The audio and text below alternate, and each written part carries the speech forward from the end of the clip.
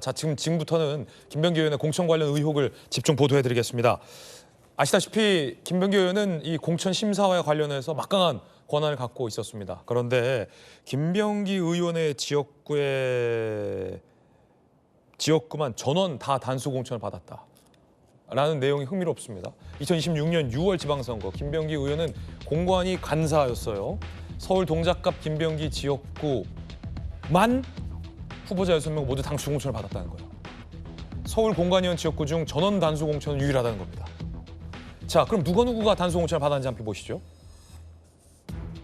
김병기 보좌관 출신 구의원 가선거구, 법인카드 제공했다는 의혹이 제기된 전 부의장이 나선거구, 공천원금 중간 전달했다는 의혹이 제기된 구의원이 다선거구, 김병기 비서관 출신의 구의원이 라선거구에 다 단수 공천 받았다는 겁니다.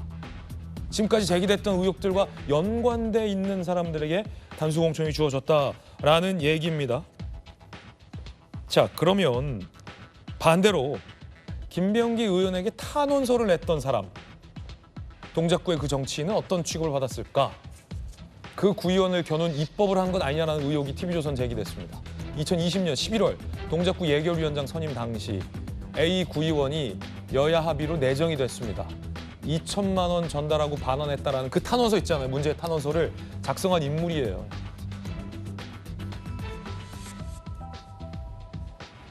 A 구의원이 행정소송을 제기했고 의장직 상실 등 갈등이 폭발했습니다. 김병기 측근 B 구의원이 일방 임명됐기 때문입니다.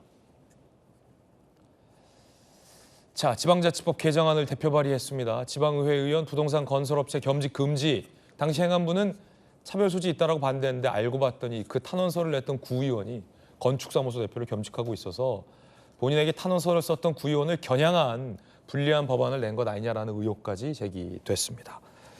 당의 공식적인 비전전략실장실 맡으셨잖아요. 예. 공천과 관련된 의혹이에요.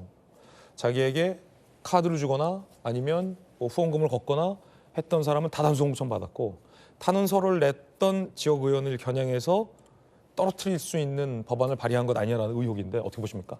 정말 이게 지방의원들 특히 시의원, 구의원 공천권을 행사하는 과정에서 저렇게 무리하게 겁박을 하거나 아니면 돈을 받거나 이런 식의 의혹도 계속 나오는 것은 저 생각에는 정말 이 김병기 의원이 지금 3선 국회의원인데 제가 알기로는 문재인 대표 때 영입한 사람으로 압니다.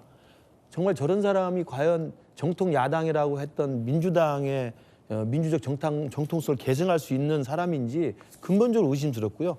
저런 사람을 이재명 대표 시절에 정말 완장 채워서 공직 후보자 검증위원장까지 시켜가지고 지난 2024년 총선 때 비명 행사시키는데 앞장세웠던 사람 아니겠습니까? 그래서 대통령 된 이후에 이재명 대통령이 자기가 믿는 복심, 비밀병기라고 해서 원내대표를 계속 밀어줘서 원내대표 당선까지 시킨 분이에요. 저는 기본적으로 김병기 의원의 계속되는 이 의혹과 비리에 대해서 논란이 되는 걸 보면 저런 분이 민주당에서 주류가 되고 권력자가 돼 있다는 것 자체가 민주당이 완전히 오염됐다는 생각을 개인적으로 하고 있습니다. 그래서 굉장히 참담한 생각이 들고요. 말씀하신 공천과 관련해서는 이런 게 있습니다. 공관위 간사라는 것은 다 아시지만 시당의 공관위가 구성이 되면 공관위원장은 대부분 외부 인사를 모셔옵니다. 그리고 공관위원장은 그냥 땅땅땅 사회 보는 게 다고요. 실제로 진행되는 그 많은 자치단체의 시의원, 구의원, 구청장 공천은요. 공관위 간사가 주도하는 거예요.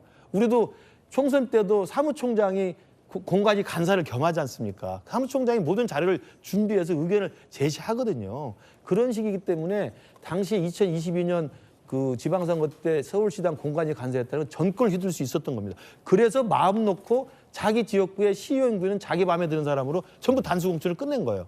그렇기 때문에 2024년에 그 총선 때도 예비후보 검증위원장 할 때 자기 경쟁자를 컷오프시켜서 끝냅니다.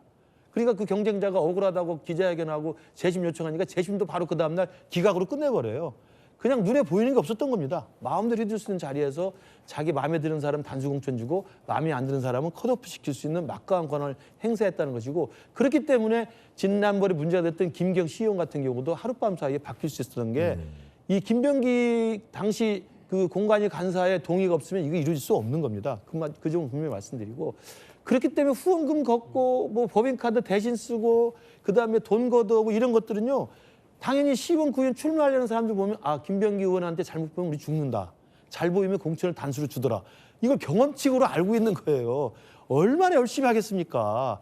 그러니까 부인이 부의장급 법인카드 받아서 집 앞에 중국집, 집 앞에 마트까지 가서 돈을 쓴 거 아니겠어요? 저분도 그런 거에서 보면 정말 알뜰하게 열심히 사시는 또 하나의 전형이다.